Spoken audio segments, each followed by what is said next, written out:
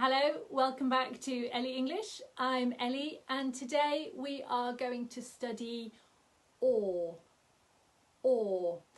I'm going to teach you how to make the sound.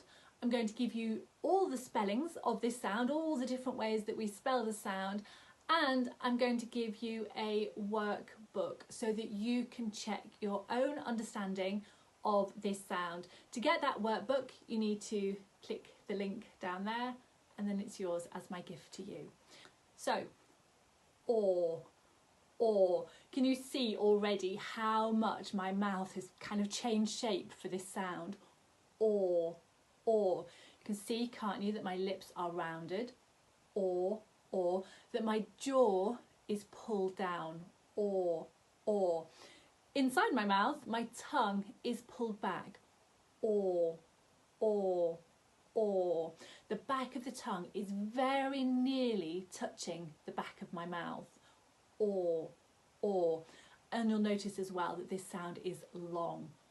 Or. When I spend a lot of time teaching this sound, my jaw aches afterwards. It's a very, very physical sound. Or.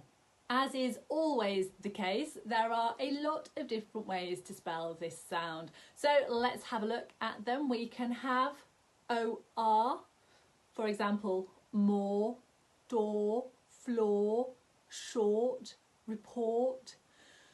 Notice as well that in most British English accents we don't pronounce an R sound after a vowel. So although R is very, very common after this or sound, we don't pronounce it more, or, like that. Another way we can spell this sound is AW. For example, saw, law, draw, claw, yawn. We can spell it AU.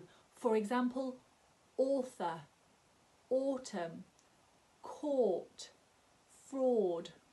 And finally, most modern British speakers will also spell or as OU, for example, in words like tourist or your. Now, if you want to study those sounds more and all of those spellings more, and I know that you do, download my free workbook that accompanies this video. The link is down here somewhere in the description of this video. Download it and let me know in the comments how you got on. Have a lovely rest of your day and I'll see you in the next video.